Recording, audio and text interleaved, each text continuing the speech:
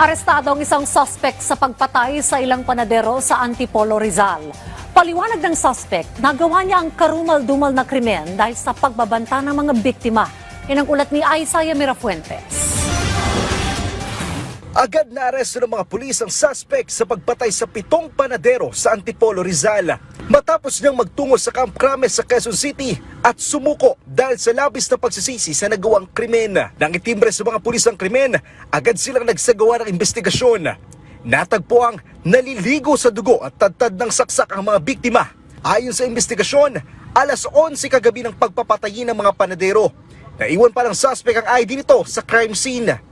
Paliwanag ng suspect, nagawa raw niya ito dahil matagal na raw siyang nakarinig na binabantaan ng mga biktima ang kanyang buhay. Sisi ako kasi gano'n ang nangyayari siguro.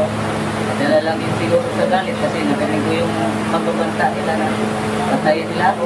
Kaya din unahan ko na rin sila. Isa sa mga may-ari ng bakery ang suspect. Bukod sa mga empleyado, napatay rin ng suspect ang kasosyo niya sa negosyo. We will look all angles, no? Hindi lang po dun sa version ng suspect.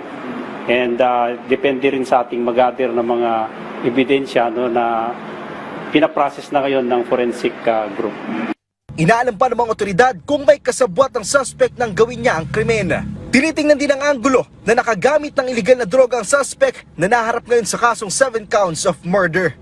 Aisaya Mirafuentes para sa Pambansang TV sa Bagong Pilipinas.